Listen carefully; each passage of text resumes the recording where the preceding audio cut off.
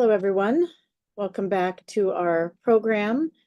Thank you for joining us again today for this wonderful Growing Minds program that's going to help us all learn more a little bit about mental health and interacting with our children. Today, I'm going to be talking to all of you about how to have more resilient communication in order to have a better, resilient relationship between parents and children.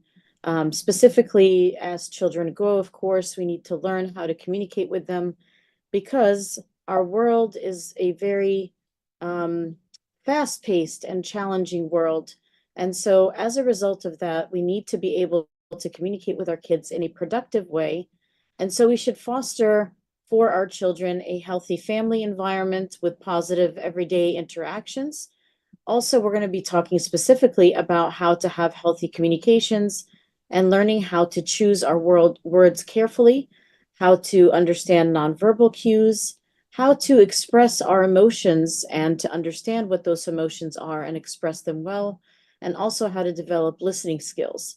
And we need these things in order to develop healthy, resilient relationships with our children. Of course, we covered resilience a couple of weeks ago and specifically what it means and how to develop resilience generally. And today we're going to talk specifically about resilient relationships and communication. And so in order to know how to communicate with our kids, we first need to know what those needs are of our young people.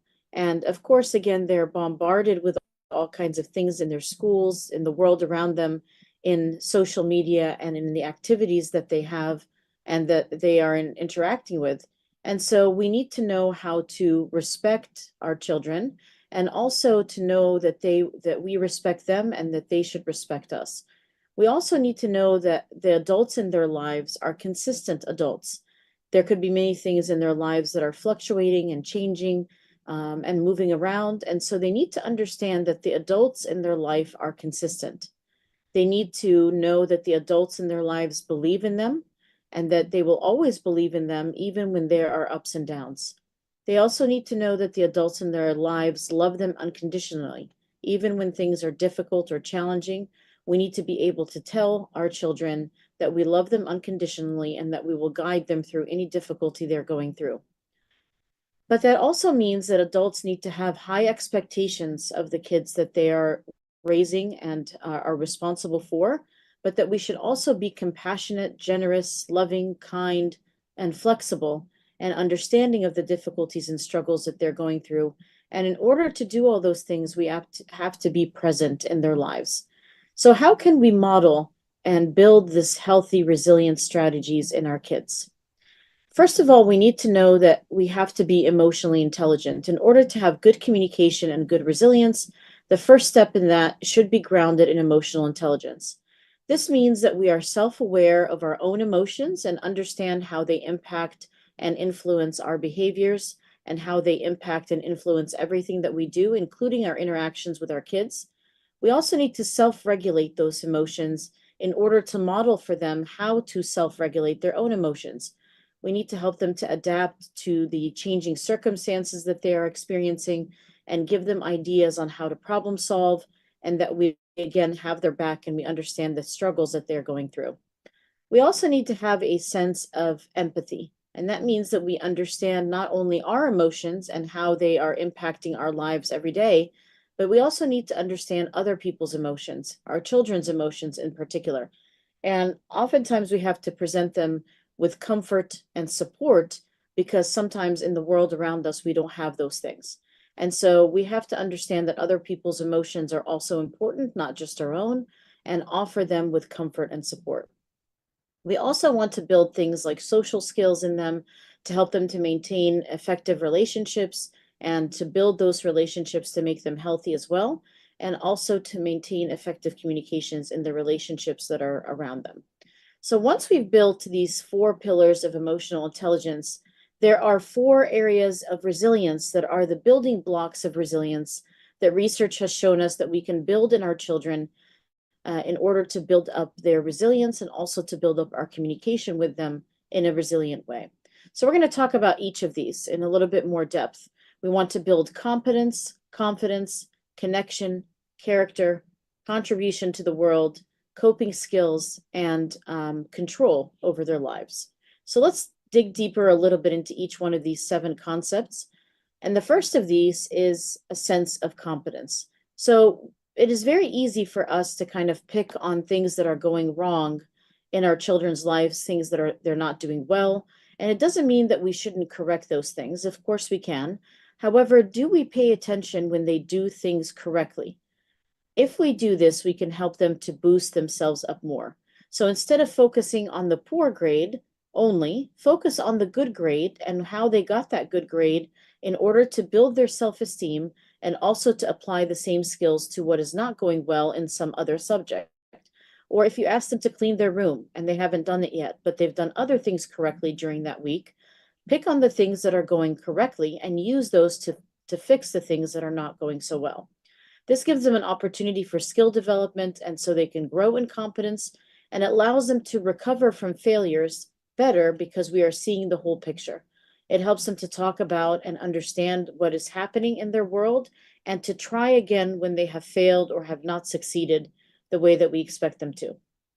We shouldn't just simply rescue them because, again, we want them to grow those muscles of how to maneuver and adapt and change and be flexible in the issues that they come across. So if there is a failure, help guide them, help work with them, but don't necessarily rescue right away. Instead, you want to, again, guide and support and encourage and see where their areas of strength can help their areas of weakness. In terms of building confidence, again, we want to help them to recover from challenges and focus on their strengths. We want them to focus on positive emotions because research tells us that when we focus on positive emotions, it actually expands our brain's ability to problem solve, to grow, to learn from those difficulties. We also want them to set realistic goals so that when they achieve them, they also get a sense of confidence. And when they make mistakes, they can learn from those mistakes. And we also want to build in them the ability to step outside of their comfort zone.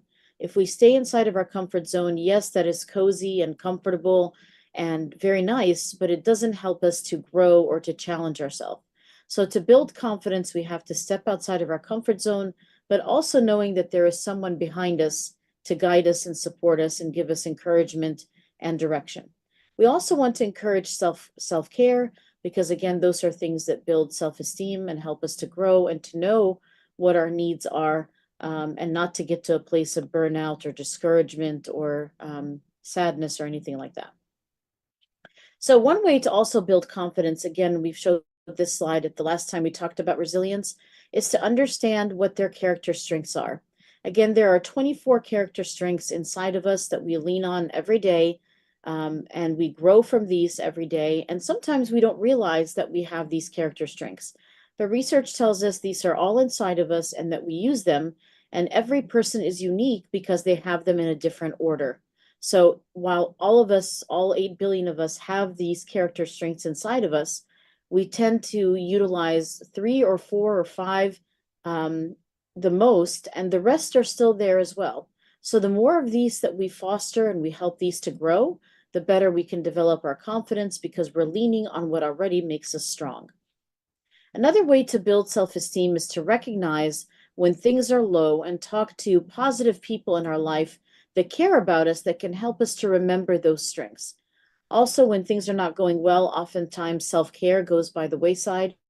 And so we really need to take care of ourselves, to eat correctly, to sleep enough, to communicate with people that love us and care for us, and that will help us to grow as well. We also want to remember that the situation is a journey. It is not just a final destination or I just need to get to one point, but it truly is a journey. And through this journey, we are molded and we grow and we adapt and we develop. And so to remember that it's a journey and not just one place to stop at can help us a lot as well. We should learn from our mistakes and do meaningful things. We can set smart goals that are specific and measurable, things that we can attain, things that are relevant to our current life, and things that we put a time limit on so that we can achieve that goal by a certain point and then move forward to another goal.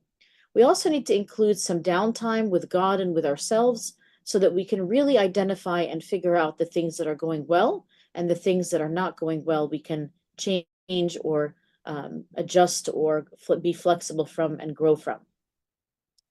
Again, the research tells us that there are 10 positive emotions that are on your screen here, the positive emotions that are similar, a lot of them, to the fruits of the spirit. And when we focus on these positive emotions and cause them to grow in our life, research tells us that we are able to expand our mind, broaden our perspective, see different alternatives and different solutions, and grow towards what is going well and to grow towards more confidence.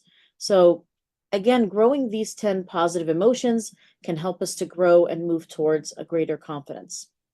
The next C on our list of something that we want to build in our children is connection. Connection allows our children to not feel alone. And oftentimes, anyone who is going through a struggle, the first thing that they want to do is run and hide from that struggle. They don't want to interact with other people. They don't want to grow around other people. They don't want to see other people. And so they oftentimes feel very alone and like no one understands. However, with kids, even teenagers and younger, when they connect with trustworthy adults, even other kids in school that can be peer mentors or people in service in our churches or in our communities, we can look at them holistically from a spiritual perspective, from a community perspective, from a social perspective, and allow them to develop creative solutions by interacting with a variety of people. And so, again, research tells us that when we connect with consistent adults in our lives, it helps us to build a sense of safety and security and allows them to know what to expect and that someone has their back and is willing to protect them and guide them when things are a struggle. So it is really important that they have consistent connections with other people. The next thing that we want to build is a sense of character. And this is a clear sense of knowledge of what is right and wrong. This helps us to also build integrity and a value system that belongs to us.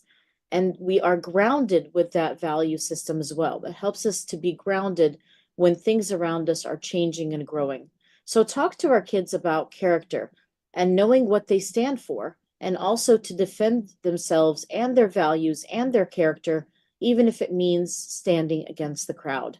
So this is another thing that we can build in our children to build their resilience, to build them to be more courageous, and to stand up against things that may fight against them and may fight against their values. This also teaches them to help others that also are trying to stand against the crowd, and helps them to be more altruistic and to grow in those situations.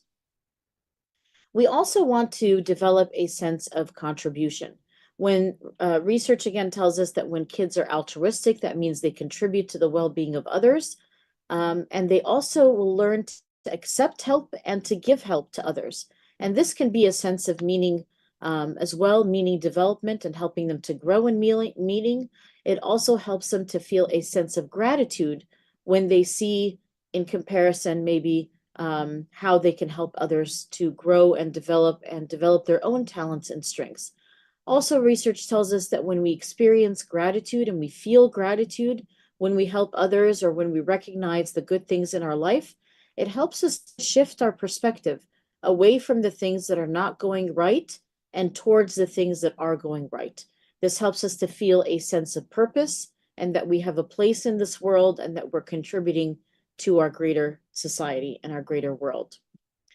We also want to give our children, through our communication with them, a variety of healthy coping strategies.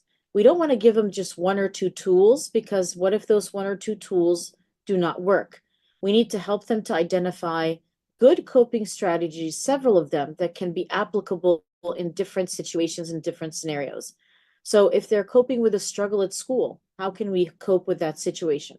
Who can we turn to help us at school if we're feeling a struggle? Is there a particular counselor or teacher you feel comfortable discussing things with that can help you through a difficult time at school? How about at church? How about amongst your friends group? How about if a friend of yours is struggling and they come to you and they're asking you for help? How can you give them a healthy coping strategy to deal with a variety of situations in life? And also, we are teaching them that those that follow God can also follow this verse, that all things work together for good for those who love God and are called according to his purpose. And it is important to instill in them that no matter how many times you get knocked down, and that may be at parts of seasons of our life or difficulties or challenges, We should always try to get up again, but there are sometimes no quick fixes. And we talked a little bit about perseverance last time, and that perseverance is necessary in order to see what is going to happen outside of this season. How much are we going to struggle, and how much we are also going to persevere so that we see the fruits of that struggle and through that perseverance. So just like this plant here that is pushing through, it looks like concrete there, or some very hard material, it pushes through in order to survive and to grow. So perseverance is really important. It's also going to help us to learn those different strategies and to adapt in different situations. And so it is important to be very tenacious, and to keep going, and to know that sometimes you may not win, but at the same time, we should not give up. And every time we will get closer to our goals. Sometimes we have to be adaptable in order to survive and then eventually to thrive. And we should also be intrinsically motivated, because sometimes we may not have others around us or outside of us that are motivating us. Hopefully we do. Hopefully we've built enough of a group around us of servants and clergy and teachers and people from our communities and our family and friends that they will motivate us, but we should also develop skills to become internally and intrinsically motivated as well. The next C that we are developing is a sense of control. How can we help our kids to make wise choices and have self-control? Of course, our church speaks a lot about self-control and how we can gain that through fasting and through certain amounts of prayers that we do through the Agaibi and through attending early liturgies and things like that. And so we talk a lot about self-control in our church. One way that our kids can move away from things that prevent self-control is to move away from things that are unwise choices, unwise friends, unwise places, unwise situations. To steer away from those things will help us to have greater self-control. We should also have clear goals of what we want to accomplish in every arena in our life, biologically, psychologically, socially, and even spiritually. We also want to create good habits. The more that we get in good habits in certain situations, the more that becomes our routine and the way that we handle all of our situations and all of our difficulties. So the more that we develop good habits, the better off we will be in terms of developing a sense of self-control. We also want to have wise counsel to turn to. In the Bible talks about iron sharpening iron, and that is because sometimes we will fall, or we will be tempted, or we will be challenged, or we will have difficulties and be sad and be anxious. And the way to come out of that is to have good, wise counsel that will support us, encourage us, and push us along. It's also important for us to have good boundaries around friendships, around relationships, around things that are not as good as they could be religiously or spiritually. And that's why it's important for us to choose wise relationships that will encourage us, that will support us, that again will be equally yoked with us, and will be relationships that will help us to grow as iron sharpens iron. So self-control is really important for resilience because it helps us to develop and grow even when there's pushback from other areas or an easy way to deal with things. Self-control helps us to develop those resilience muscles and to grow beyond the simple, easy answer. So how do I build these 7 resilience C's in my children? One of the greatest ways that we can do that is through an 8th C, which is communication. So for the remainder of this presentation, let's talk about communication and how this can help us to build greater resilience and greater relationship with our children. So again, just like we talked about in the beginning, we live in a very fast-paced world where everybody is going and coming at different directions. It is harder and harder to build a healthy family environment with positive interactions, but this is an absolute must. And it's an absolute must to do so through healthy communication. The words we choose, again, our nonverbal cues, our body language, how we name and identify and express our emotions, and through our listening skills. And all of these things, when we do them, they do indeed build resilience. So how do we build communication? The reason this picture up here is because, again, everybody's on their phone nowadays. And so taking time away from our devices, obviously, I'm sure these have been talked about in the other presentations and in the coming presentations. But in order to build communication, we have to unplug from one of the main communication devices, our phones. And oftentimes people are on their phones all the time and neglecting spending time with their family and looking at them eye to eye, identifying their body language, understanding behind the words, what is behind the words. So we really need to go back to old-fashioned ways to build communication, to go out and have lunch with your kids, or to have a board game night or something like that. Very simple things that can truly build communication away from communication devices. So the art of communication, we're going to talk about each of these points a little bit more in detail. There is truly an art to communication, and there are several points that we need to consider in order to build resilient communication. We need to consider our children's age, how to actively listen and validate their emotions, how to be assertive, not aggressive or passive, how to be authoritative in our discipline, not authoritarian or neglectful or permissive. We need to talk about how to resolve conflict. There will be conflict, but there is a correct way to engage in conflict, and there's a correct way to repair after the conflict. So let's talk about that. We also need to choose the right time and place in which to have these discussions, to sometimes take a break from a discussion and say, I just need a few minutes or even half a day to process this, and then let's come back together. We're also going to talk about regular family meetings, how to solve problems, leading by example as a parents.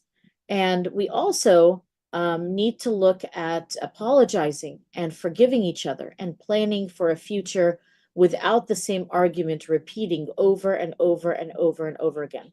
We also, again, want to emphasize connection and promote in them, as they grow and develop, more autonomy, more independence, and more growth. We don't want to treat our teenagers like our 5-year-olds, right? We need to give them more autonomy and build trust between the parent and the child, that they will still come to you when there's a struggle and there is a challenge. And so promoting autonomy is going to be really important as well. So let's spend a few minutes on each one of these points to determine how to assertively and resiliently communicate with our children. So the first thing that we need to consider is their age. Much of the things that we have problematically at times is because children, even teenagers, believe it or not, even into their early to mid-20s, parts of their brain is still developing, and these are the parts that are responsible for good decision making, for impulse control, for language, the correct language to use, for emotions and expressing those emotions and regulating those emotions. We also want to consider how their brain development is related to attention, and that sometimes you have to repeat things several times before they'll pay attention to what you're saying. Also, their reasoning, how they're reasoning about a certain problem, and their judgment, and how do they problem solve. It's also, brain development is related to their creativity and their social skills, and also related to how they plan, and even things like their memory. And so I list these things because it's important to remember that while they're still developing, we need to guide them and to be patient with them, and recognize that they're still going to make mistakes and maybe not make the best choices all the time. But that's why we have to watch carefully and closely, but also not hovering, and giving them room and space to grow and to practice how to problem solve. So the first thing we need to consider is their age. Again, the brain is developing well into the mid-20s, and so give them time and teach and help them to grow. Active listening is also really, really important. And this means that we are concentrating with them. We're not multitasking and washing the dishes or doing the laundry or doing something else while having a serious conversation. Obviously, not every conversation is a serious conversation, and sometimes you can multitask, but a good active listening is making eye contact, asking clarifying questions, repeating and summarizing, and reflecting and clarifying what you think you heard versus what they're trying to tell you. So the clarification piece is especially important, because I could be hearing point A and they could be describing completely something different, point B. I need to understand before I respond. I also need to encourage my children to share, and also encourage the nonverbal communication and observe the nonverbal communication.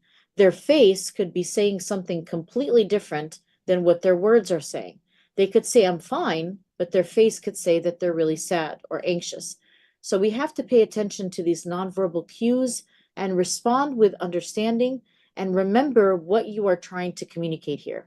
You need to understand first, again, going back to that emotional intelligence, so that they feel seen and heard and understood, and that they're in a safe environment where they can express themselves without fear. So that expression without fear is really key if we want them to communicate with us. This is also crucial for resilience because they're learning that I can be safe, express myself, and then have ideas of how to problem solve as well. The next thing is to name and validate emotions. Again, if you don't know your emotions, at least start with the basic 4 to 6 emotions, which are in the center of the circle. Acknowledge your child's emotion, accepting that emotion without getting defensive. It's really important that they can even tell you things that hurt them that you did intentionally or unintentionally so that you can fix it. If they're cowering away in fear and you're responding always in defensiveness and judgment, they're not going to name their feelings or understand them or know how to process or regulate them. So again, regulating emotions is key for resilience, but we need to be able to be in a safe place to communicate and have our emotions validated in order for that communication to lead to resilience. The next thing is that we should be assertive. And that means to be clear and firm and honest, but also respectful. This does not mean that you're aggressive and yelling and getting loud and having your volume be frightening, any of those things, and you should not be passive either, meaning have them walk all over you and that you don't have an opinion about things. But instead, you should be assertive. That means you take into consideration their feelings and opinions, and also taking into consideration your feelings and opinions. And you, as the parent, of course, have the final say. But we should encourage in families using I statements. This is a very basic, simple thing that we use in therapeutic work and in consultation work, where you say, when this has happened, I feel this, as opposed to attacking the other person and saying, you did this, you did this, you did this, you did this, or you always do this, or you never do that. Those words are things that we need to stay away from. And instead, we need to use I statements that when this happened, I feel this. This prevents the other person from being defensive and encourages the person speaking to talk about their feelings in an assertive and firm way, and helps them to develop confidence that they can have their emotions and that people will respect those emotions and understand them before they respond, and try to find some sort of compromise after that. Also, authoritative parenting is really key. So there are several types of parenting. There are 4 types of parenting. 3 of them are not usually very beneficial, and research has shown us that we should not really use those. One of those is being like a dictator. That is the authoritarian type of parenting, where it's just your rule of law and nobody else has a voice or an opinion. There's also neglectful and permissive parents, and these parents don't give a lot of rules, or they don't give a lot of love or rules, or both. And so the type of parenting that research tells us is beneficial is authoritative parenting. These are parents that produce a lot of rules and expectations for their kids, but they're also giving those rules with lots of love and respect. And that respect is a two-way street. I respect my child should respect me. And yet I am still firm, but I explain my perspective and why this is my rule. And I'm doing it with lots of love, with listening, with explaining. And I'm giving discipline, which is guidance, not punishment, which is punitive. We also need to give our children, again, as they're growing, as they're developing, as they become teenagers and young adults, more autonomy, more independence, and more self-control, as you are also still monitoring. So authoritative is the way to go because you have high expectations but are still fostering dialogue. You're allowing your child to explore, but there's consistent discipline that is telling them that we are going to guide you through this. There's unconditional love and support, yet you are firm. And research tells us that this produces mutual respect, successful, happy, generous kids that are respectful to both adults and their rules and to societal rules in general as well. We also need to know how to handle disagreements. Believe it or not, we will disagree at times with our kids, with our partners, our spouses, our friends, our coworkers. We're going to disagree at times. But how do we handle that disagreement? Is everyone's needs and feelings heard? Is everyone being respected? Are volumes getting out of control? Are tones getting out of control? Is the volume increasing? Are we being constructive or destructive? Are we calling people names? Are we tearing people down? Are we picking on what we know are their weaknesses and discouraging them? Instead, we should be constructive. We should teach them how to resolve conflict in a healthy manner, that we can have differences of opinion, but we can discuss them, we can come to a conclusion, and we can navigate and adapt from those difficulties. There should be set rules about things that will not be said, of buttons that will not be pushed, of areas that are sensitive that will not be pushed, and that those are boundaries we will not cross. We will fight fair, quote unquote, fight fair. And that means, again, to be respectful and to put everybody's opinion on the table using those I statements so that we can maintain trust and safety even in the middle of an argument. It is very important how we repair and how we argue, not the fact that we're having an argument. It is more important to repair and to look at how we're having an argument, not the argument itself. We also need to look at the right time and place for our discussions. If somebody has been out all day for 10, 15 hours or 12 hours or whatever it is, that is not the right time as soon as they walk in the door to bombard the parent or the child with every problem that has happened that day. Say, there's some things that happened today that I would like to discuss. When do you have time to discuss those? And it is up to the parent or the child to set up an appointment or a time in which those things can be discussed in a calm manner after someone has had, a meal, had a shower, had some time to rest and decompress from their long day.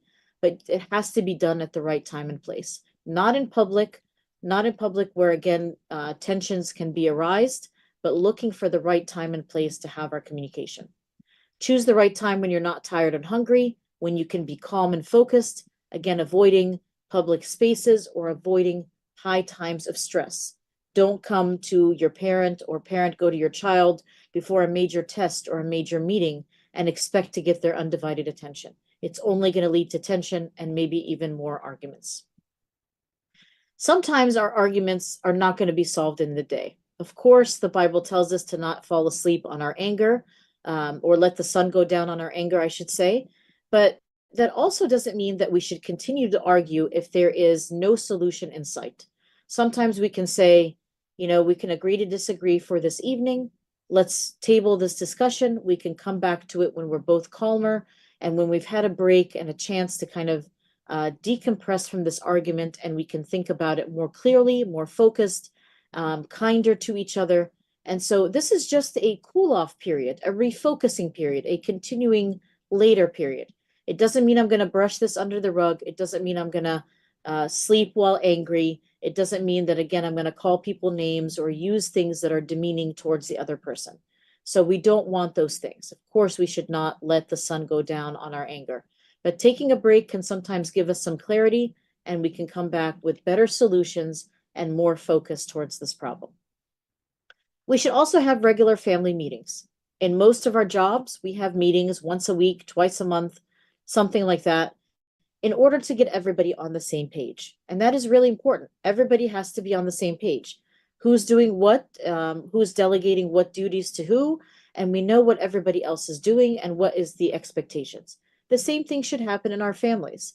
Now, of course, we're going to have loving family time and, go to parks together and go to museums and watch movies and all those things. But the regular family meetings are truly for family business. Who has what need this week? Who has had a disagreement that they need to clear out? Is there a large family problem that we need to discuss? We need to come together, get on the same page, establish some clarity, get some things off our mind, and create solutions. And that is the purpose of a meeting at work, and it is also the purpose of a family meeting. Again, we're going to spend other time that is loving family time, but this is strictly for family business. Maybe the parents together can have a family meeting as well for decisions that need to be made as parents, for finances, things like that, and then other meetings also with the kids. We need to identify and focus on the problem. Sometimes we don't focus on the problem, we focus on surface issues. And we start getting, sending little messages here and there that someone is upset. and we neglect to focus on the deeper root cause of the problem. Usually, the deeper root cause of a problem is because of some unmet need or a feeling that has not been addressed. So, if we can address a true feeling or an unmet need in another person, oftentimes we can get rid of a lot of conflict and a lot of difficulty. We want to avoid keep bringing up past issues that have been resolved. Obviously, if it keeps coming back up, it has not been resolved. But if you're simply bringing it up to hurt the other person, that is not appropriate. We're not supposed to send jabs to the other person simply to hurt them or push their buttons or know again where their pain points are and then continue to squeeze on those points. That is not appropriate. But if a problem keeps coming up because it has not been resolved, it is time to really sit down and resolve it and then put it away. Focus on solutions, not just the problems, but focus on problem solving. Encourage compromise and flexibility from all parties involved. And again, as your children are growing, encourage their autonomy and their independence. Do not simply focus on noticing them as 5-year-olds when they're young adults, 20-year-olds, or 15-year-olds, and help them to grow as they're growing in age chronologically. We also have to lead by example. We're the adults in this group. Even if our kids are young adults, we are still adults. We have a lot of experience. So we need to show them how to identify and manage your emotions. Break down those emotions when they're complex. Sometimes you can, believe it or not, be happy and sad at the same time, or you can be anxious and happy at the same time. So emotions can be complex and you can have more than one at the same time. We want to stay calm during our conflicts and respond constructively. We also want to, again, take a break if things get heated. The most important thing is to pause before responding. All right. Again, there's many verses about the importance of pausing and thinking and not letting our tongue get the best of us. So pause before you respond. Handle your disagreements gracefully and with mercy and with grace and compassion. The next couple slides will talk about apologizing and forgiving. That's important as well. And then this is a really key one, is that sometimes we're done talking about a topic and that's it. It's important to come back and check in a week later or a couple days later and say, do you still feel like this problem was resolved? Has anything else come up? Because sometimes something else you will mull over and it'll come out 2 or 3 days later. It isn't your intention to bring up the problem again. It's just you have remembered something else and want to talk about it, but feel like you can't bring it up. So it is good to check in and say, hey, are you still okay from our conversation the other day? When you apologize, it should be genuine and it should be about reconciling or moving forward beyond that. In order to apologize, you have to be vulnerable. You have to put your ego aside. You have to acknowledge the offense that has happened and how it has hurt the person that you have hurt, instead of being defensive and you turning it and being defensive and upset and offended. Instead, acknowledge why what you did upset the other person. And again, putting your ego aside and helping them to navigate how the situation is not going to happen again. Don't minimize the pain that it caused, but express instead a sense of remorse for what you have done. And again, that doesn't mean that you're a bad person. It just means that we are human and sometimes we do things incorrectly. So it is important to come back, express remorse, understand the pain that they have experienced, take responsibility, apologize with the right words that focus specifically on what they have felt, and then make amends and make changes so this offense does not happen again. A lot of times people, again, do not apologize to their kids. They think they're bigger than the apology. But again, if you want them to model correct behavior and to learn an apology, you have to apologize as well first. So in this case, all parties need to apologize to each other. Again, we need to emphasize connection from several different places so that they're treated well holistically, and that includes school, trusted adults at school, not just anybody at school, but trusted adults, trusted clergy and servants at church, trusted family members and friends. All of these connections help our children to feel more secure, to feel more safe, and to feel like they have consistency in their life. We also want to promote, again, autonomy and independence and growth as they're growing. We don't want to keep them kind of caged into being only 5 years old forever. they will grow, they will develop. And so we want to promote a sense of autonomy, giving them more and more responsibilities, encouraging them as they go along, encouraging them to find their talents and strengths and to keep bolstering and fostering those things in their life. Other things that we can do to build resilience, the younger the child is, the more routines and structure they need. That's important as well. It helps us to keep, again, focused and continuous. We also want to encourage self-care, teaching them to eat correctly, to take care of their mind, their body, their spirit, their soul, all of it. We want to help them to acknowledge and identify their emotions. If you can't, again, use that wheel, that chart, to help them to identify what their emotions are. They need to have a positive view of themselves, not to put themselves down. And if they feel like they have a weakness in a certain area, how can we help them and encourage them in that area so it doesn't wash over everything in their life? So, for example, if they're struggling with math, that doesn't mean that they're not smart. It doesn't mean that they don't have any friends. It just means that they're struggling a little bit with math. So let's get them a tutor, talk to their teachers, etc. So again, it doesn't cover their entire life. Keep a hopeful perspective. Look for opportunities where they can discover and learn things about themselves. Accept that change can happen, that we have to face it when it happens. We have to adapt. We have to grow. For example, if a child is just entering high school for the first time or just entering middle school for the first time, they can, be scared about that and anxious. Instead, we can face it. It's normal to be anxious and to be worried about some new transition, but helping them to face it. We can do this. We've done things like this that are hard before. We can adapt and grow around our circumstances, and we can develop resilience. We can also do a variety of activities together. In doing so, again, we are building coping skills around a lot of different scenarios. When we have gratitude, again, we are turning our perspective away from what is going well and towards what is going correctly. And so in gratitude, we grow in our perspective towards what's going well. We also don't want to be overly busy. We want to slow down and savor good experiences. Sometimes kids overfill their schedules and they don't have time to slow down and process. Savoring says, or at least the research tells us, that when we savor, we are able to bank positive emotions in our mind, only to help them to grow and to withdraw from those in times that we need to do that. We also need to hold our children close, physically and emotionally, to again know that they are protected, that they are safe with us, that they can come to us with different problems or ideas, and we can help them to talk about it and to grow. The world obviously can be very difficult outside our home, so our home needs to be a safe, nurturing, growing environment. So we have to hold our children close, both physically and emotionally.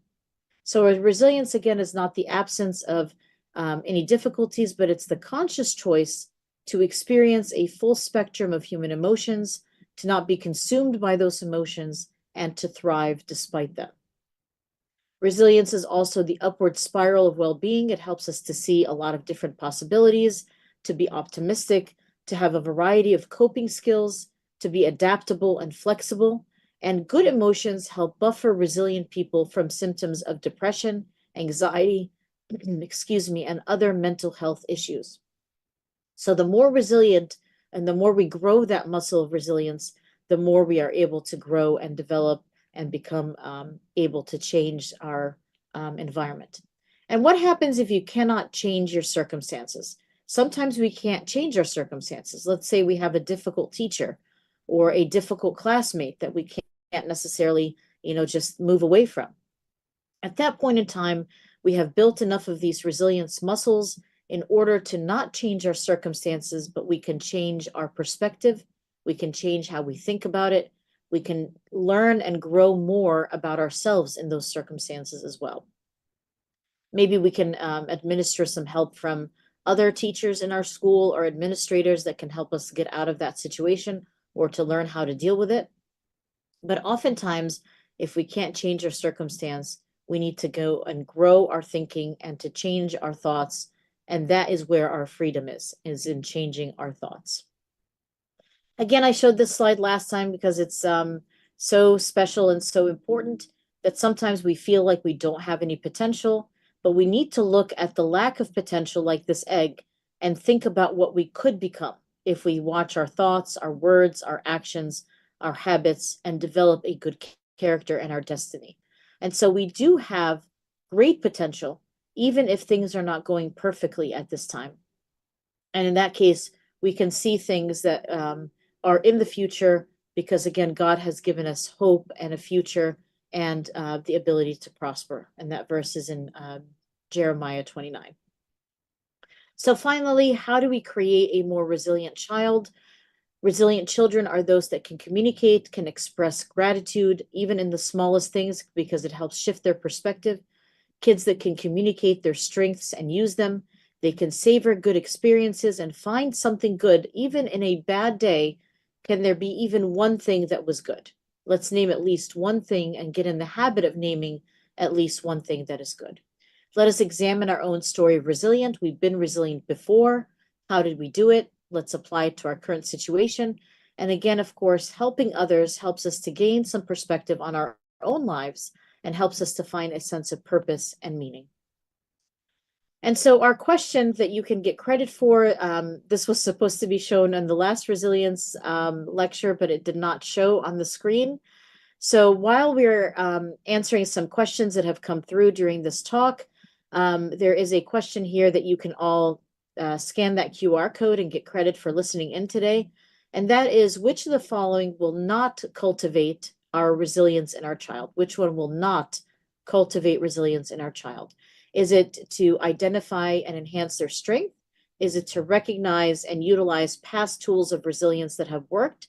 Should we take our child immediately out of a challenging situation, even if it will help them to grow? Should we teach our child perseverance skills? Or should we encourage traits like joy, love, gratitude, adaptability, positive emotions, basically? So which one of those will not cultivate resilience in our child? So let's look at some of the questions that have come through during our talk. The first one is talking about a tween daughter who has been quiet and locking herself in her room after school. And then the next day she does not respond, or she responds only in one word, or ignores mom or the parent in this case. And she's concerned whether she should push harder for a conversation or give the daughter some space. How can I create a safe space for healing without feeling pressured? And what signs should I look for that she may need some additional help? So if she's withdrawing completely from things that she used to enjoy, it has gone on for several weeks, there may be more changes or challenges in her world, she may need to be, assessed for something a little bit more deeper in case it is, depression or things like that. However, again, it's the most important thing is to say that whatever she is feeling, whatever she wants to express, that she has a safe space to do so, and to provide her a safe space to do so without judgment or ridicule or putting her down or any of these things. Because ultimately, if she feels judged, she's not going to feel like she wants to talk. And so fostering that communication, maybe even giving some examples from your own life, again, to be a role model of how you've had some challenges and difficulties, even if you don't want to go into very specific details, but talk in general about times that you've had some difficulties and how you navigated those. And so you can join with her in that regard. But of course, we want to make sure that she hasn't experienced anything that is really, really difficult that she may need professionals to help her talk about with. But if there are people that she trusts, whether it's clergy or counselors at school, or you and both parents or one of the parents, then she should know that she is in a safe space, and that people experience challenges, but that they can come out of those challenges as well. Another question is, a 14-year-old daughter wants to go out to a late night event with her friends, but the parent is not comfortable with the timing or the location, and she becomes frustrated, saying that she doesn't understand or trust her and her friends, while the other parents let the kids go. Again, we want to teach our kids to stick by their values, and that while you do trust her, and sometimes it is hard to trust a certain place or a certain group or a certain amount of situations that you are not necessarily comfortable with. And so explaining those situations over and over can be helpful as well, because kids this age are just seeing what they want to do, and they're not seeing all of the different perspectives necessarily that you are seeing. So explaining some examples of why you don't think this place is safe, or why being out late is safe. You can explain that in a way that understands her perspective, that at her age, um, it is important to hang out with friends. It is important to have that connection to your friends and people your age. But let us compromise and find a different place that you can meet with your friends, or a different time that isn't too late and isn't dangerous.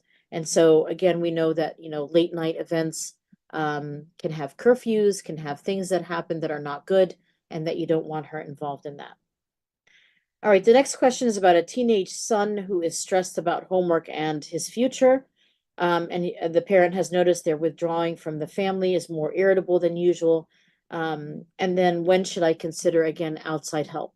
Again, if their functioning is being impacted, the things that we look at for all of these questions of when you may turn to outside help is if the frequency of their symptoms has increased, if the intensity of their symptoms has increased, if the duration, the timing, and the length of time they've been distressed has increased, and if their functioning is being affected, if they're not going to school, if their grades are dropping, if they're withdrawing from friends and family, these are all signals that sometimes people may need, some care outside of our home. And again, there's nothing wrong with that. There's no shame in that. There's no stigma in that. Sometimes we do need professional outside help with people that have, training in this area and can specifically help those things in that regard. So it is okay to seek out help. And if your son, again, has increased in frequency, intensity, duration, or their functioning has been affected, it is okay to seek out help. But also show that you are there, you have their back, you're there to support them, love them unconditionally, and encourage them. Here's a question about a 9-year-old child who pushes the parent away when they hug them. And they take a shower only once a week. And they're having a hard time raising them. And the parent feels that they're nagging them constantly to do things that they should be doing. Again, it's important to explain to them why these things are necessary. But a lot of times kids in this age will kind of push the parents away and connect to their peers more. And hopefully they will, turn back around and express their, comfort with their parent again.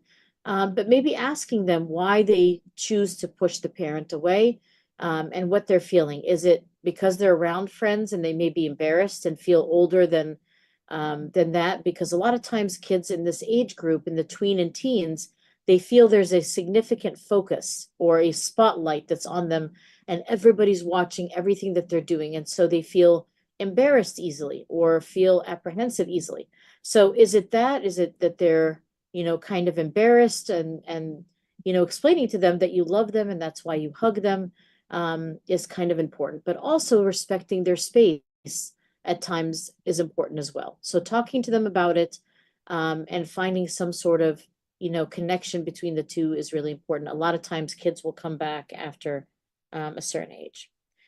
And then finally, one of the last questions that we have here is the tween is beginning to develop strong opinions and beliefs, which is different than the family values. She is questioning some of my rules and is asking for more independence, leading to more frequent arguments at home. How can I encourage her to express herself while also maintaining core family values?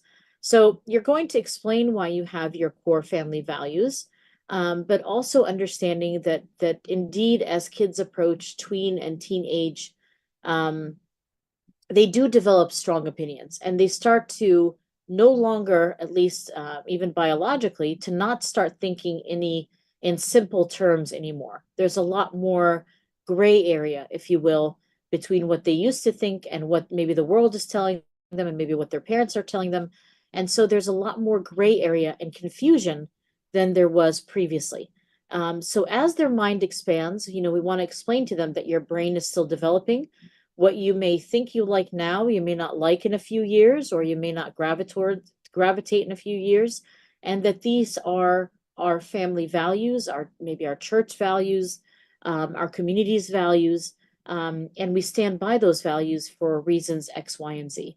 And of course, I will listen to your opinion and let's have a discussion about it, but the discussion has to be respectful and calm, and come to a place where you're having discussions, not disrespect. And so that needs to be kind of the rules, again, that we talked about, that you have to lay out in order for these kids to communicate well with their parents. I think that is all of our questions. And so, thank you for your time and attention today about this topic. And we look forward to the next one that's coming up about ADHD and dealing with the symptoms of ADHD and how to kind of cope with that a little bit better and how to treat it, with Dr. Mina Mitterholm, I believe, is up next at our next session. So thank you again for tuning in, and have a good night, everyone.